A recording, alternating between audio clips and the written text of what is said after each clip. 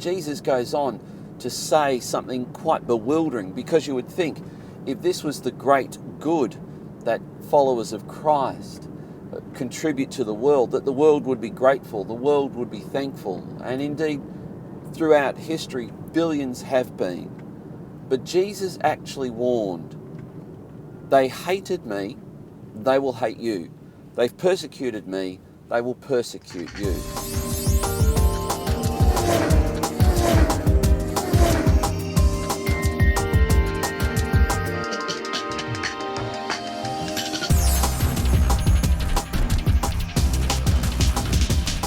The most famous sermon that Jesus Christ gave is called the Sermon on the Mount.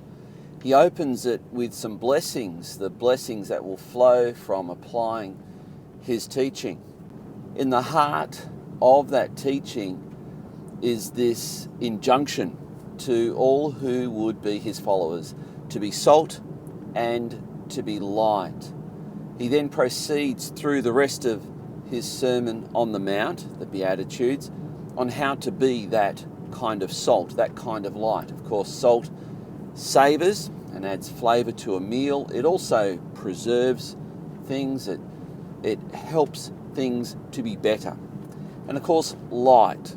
Light exposes darkness. Light exposes danger. Light is something that helps us to see where we should be, where we are, and where we can get to. And so Jesus is telling his followers that they are to be an influence for good, an influence for his glory in society. They are also to shed light on those things that are happening in society, in culture, that are dark, that are dangerous, that are going to cause people to be harmed. So as the church and as followers of Christ act as salt and light, Jesus goes on to say something quite bewildering, because you would think, if this was the great good that followers of Christ contribute to the world, that the world would be grateful, the world would be thankful, and indeed throughout history billions have been. But Jesus actually warned, they hated me, they will hate you. They've persecuted me, they will persecute you.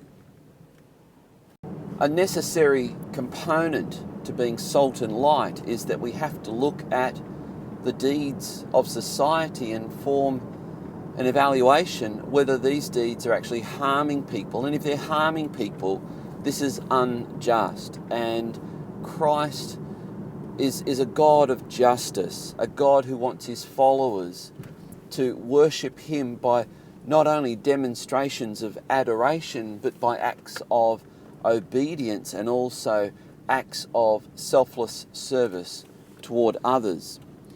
This will mean that at times we are going to be misunderstood, going to be confused, because the world has a definition of love that's more akin to the satisfaction of want, where Christ has a definition of love that is radically different to that of the world.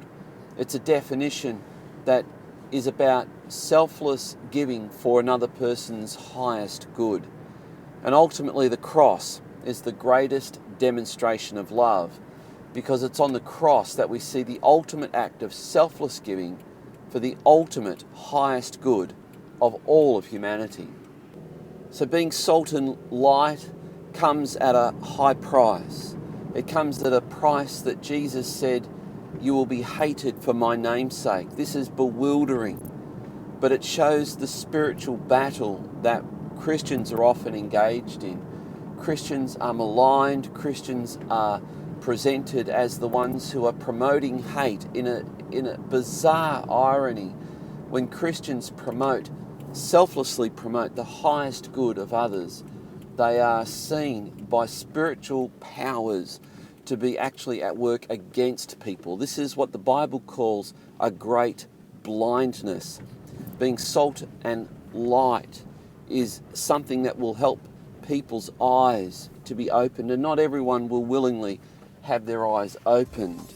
But Jesus is calling his followers to nevertheless be salt and to be light for the selfless good and the highest good of our fellow men in our society.